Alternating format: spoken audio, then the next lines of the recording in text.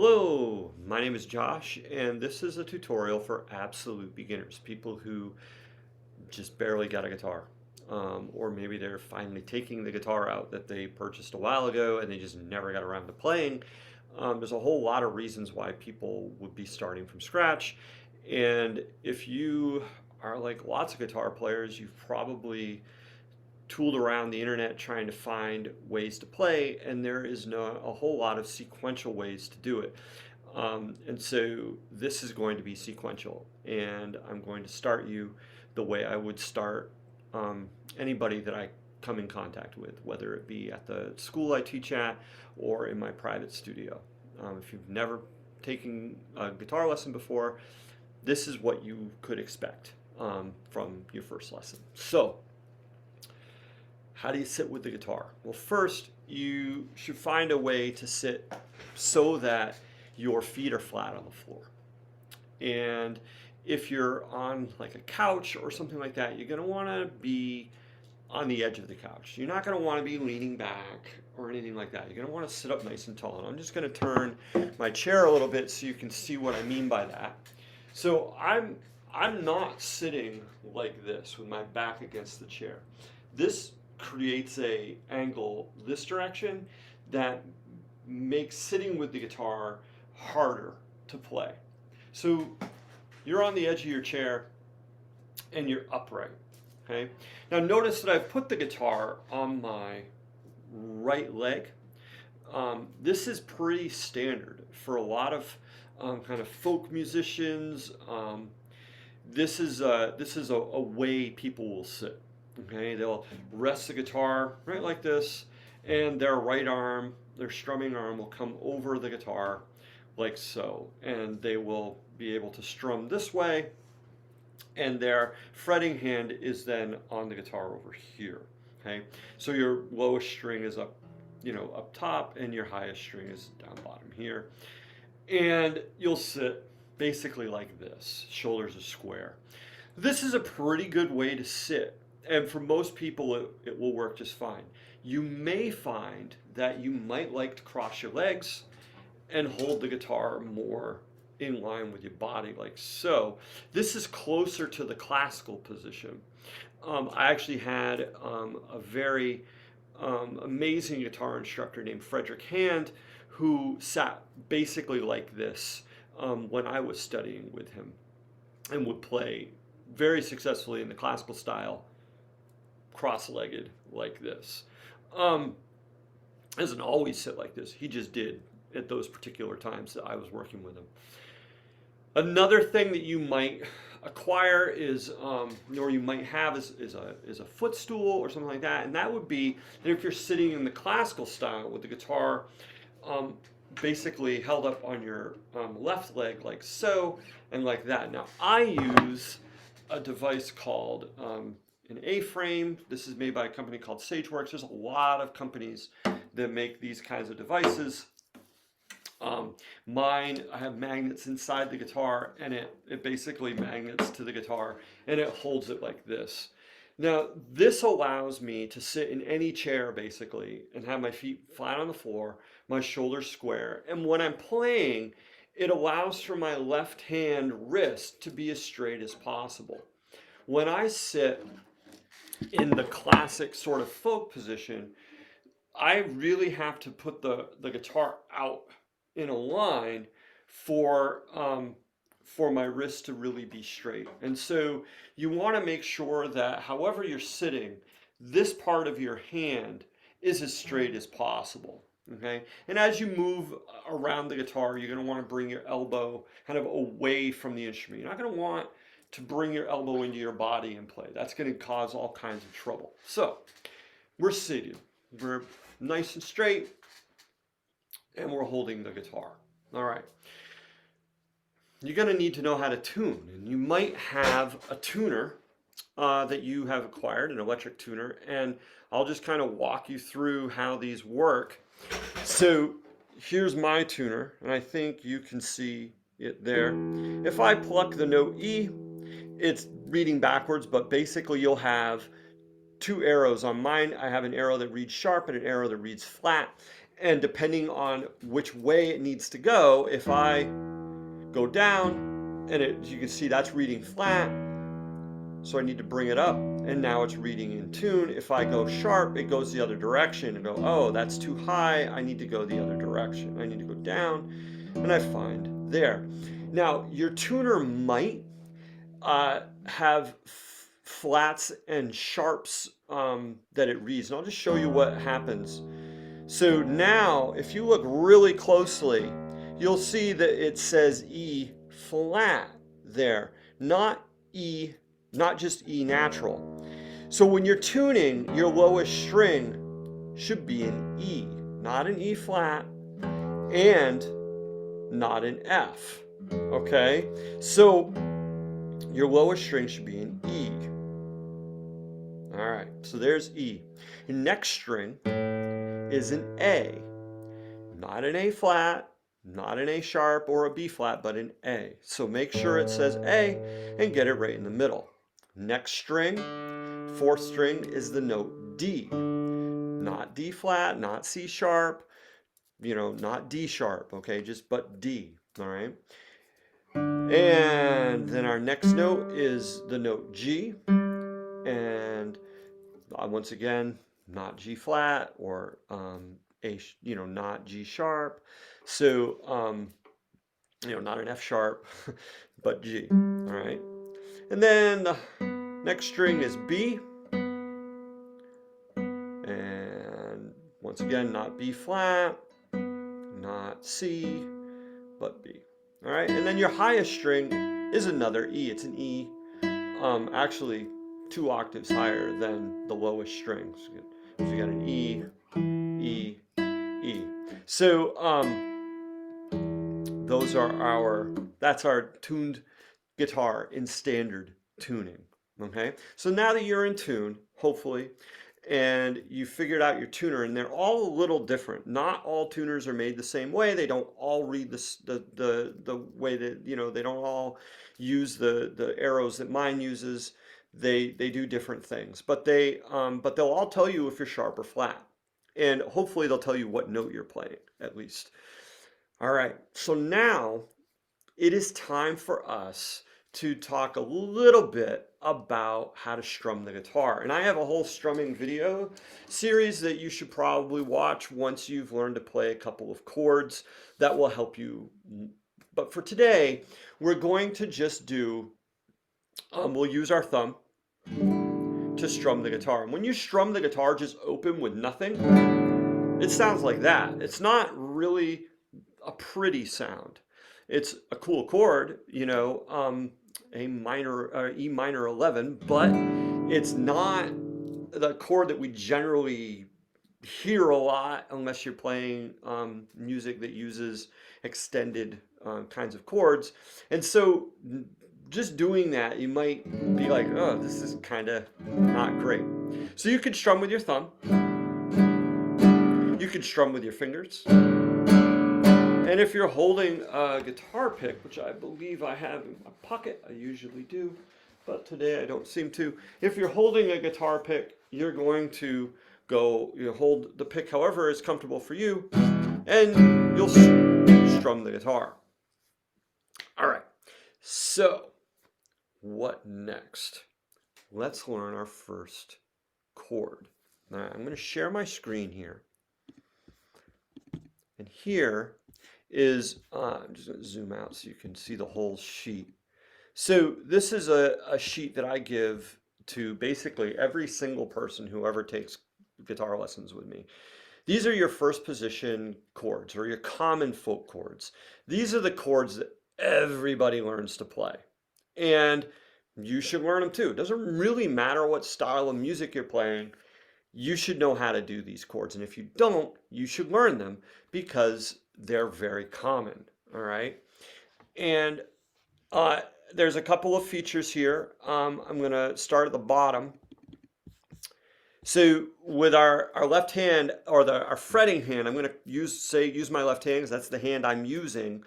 My index finger is number 1. My middle finger is number 2. My ring finger is number 3, and my pinky is number 4. So go over those again. 1 is index, 2 is middle, ring is 3, and pinky is 4. All right. Sometimes I'll use parentheses to show alternative fingerings. This is other ways that you could play exactly the same chords. And then I say, memorize these chords, okay? So just like an actor trying to play a part in a movie or a play, you really can't do music well if you're constantly referring to how to play it, all right? So let's begin with how to read a chord diagram and making our first chord. So we're going to start with the chord E major. I'm just going to zoom in here. So here is E major, and you'll notice that we've got a very dark line here at the top of the diagram. That is the nut of the guitar. So automatically we realize that this diagram is not shaped the way that our guitar is. In fact, the way that our guitar is like that. Almost. If this was then tilted and laid around, all right? If this was on a music stand, then I could move it around exactly the way it would be so it would fit with what we were looking at. But it's as though you were looking at the guitar kind of like this, but the lowest string is right here. All right, so that's a little tricky. All right, right at first you have to rotate this diagram in space. And maybe you've seen these before, and that's not a big deal. So this vertical line right here is your lowest string. So let's play that low string all by itself. That's the low E string right there. And then on this side of the diagram, we have our high E string. That's that guy. So play that. Play your high E string and then play your low E string. And understand that that's the outermost parts of this diagram, low and high. All right. Then, as we said, this dark line right here, that's what we call the nut. That's this white piece right here. All right. After that, we have these horizontal lines. These horizontal lines are our frets. These are the metal bars that change the pitch on the guitar. The way we change pitch on the guitar is we push down on them, and it makes the note different. So let's form our very first chord. We're going to take our middle finger and we're going to place it on the 2nd fret of the A string, or this string right here. Then we're going to take our 3rd finger, or our ring finger, and we're going to place it also on the 2nd fret, but on the next string down, on the 4th string or the D string. There are those two. Then we're going to place our index finger at the 1st fret of our G string right there. So now we have these 3 notes that we're pressing down. You'll also notice that on this diagram, I've got open, open, and open. That means that you strum all of those strings. So starting with the lowest string, we can plug the whole guitar, and we just strum. Let's strum this chord 4 times. Ready, go. 1, 2, 3, 4. Take your hand away, wave at me, and put it back. So we're going to go 2nd finger, 3rd finger, index. Strum it 4 times. Ready, go. E, 2, 3, 4. Good. Take your hand away. Wave at me. All right. Put it back. 2nd finger, 3rd finger, index. Ready, strum. 2, 3, 4. Take your hand away. Wave at me. Try to put it all back at the same time. E. Ready, strum. 1, 2, 3, 4. Take your hand away. Wave at me. Put it back. Let's strum 8 times. Ready, go. 1, 2, 3, 4, 5, 6, 7, 8, and stop. Good. Let's do the next chord. This is the chord A major. Now, first thing to notice is that there is an X. That X means we do not play the lowest string when we strum it. The next string is open, so we're not strumming this one. We're going to strum this one. No fingers are on it though. And we're going to put our index finger on the next string, 2nd fret. Middle finger or 2nd finger on the 2nd fret of the G string right there. And our 3rd finger or ring finger on the 2nd fret of the B string or the 2nd string. Now, if you've got it all, the high E string is open. Let's strum the whole thing. There's A. Let's strum it 4 times. Ready, go. 2, 3, 4. Nice. Take your hand away. Shake it at me. Put it back. Index, middle, ring, all on the 2nd frets. Let's strum it. Ready, go. 2, 3, 4. Very nice. Take it away. Shake it. Put it back. 1, 2, 3. There we go. Ready, play. 2, 3, 4. Take it away one more time. See if you can put it back all at the same time. Boom. Let's strum it. Excellent. Now you might notice, in parentheses, I gave an alternative fingering. I used my 2nd finger in place of my index, 3rd finger in place of my 2nd finger, and my pinky or 4th finger in place of my 3rd, and I play it like that. Shake it. Now, one of these will probably feel better to you than the other. There are more ways to play this chord than just these two. These are possibilities. When you watch me play in my strumming tutorial videos, I tend to play the A like this. You do not have to. You play the A in the way that works for you. Take your hand away, shake it. Now let's practice going between E and A. We'll go back to the E chord. Ready? Put our hand in it. We will strum this 8 times, and then we'll have 8 counts to get to the A chord. Ready? Go. 1, 2, 3, 4, 5, 6, 7, 8. Get to A. 2, 3, 4, 5, 6. Play the A and 1, 3, 4, 5, 6, 7, 8. Back to E. 2, 3, 4, 5, 6, 7, 8, and 1, 4, 5, 6, 7, 8 to A. 2, 3, 4, 5, 6, 7, 8, and 1, 3, 4, 5, 6, 7, 8, and E. Okay?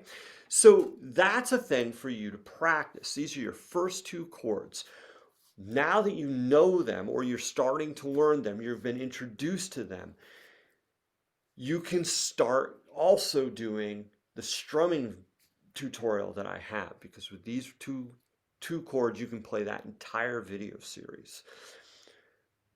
Join me next time and we'll learn the chords D major, B7, G major, C major, F major, D7, E minor, A minor, D minor, and E7. All right, may seem like a lot all at once, and it kind of is.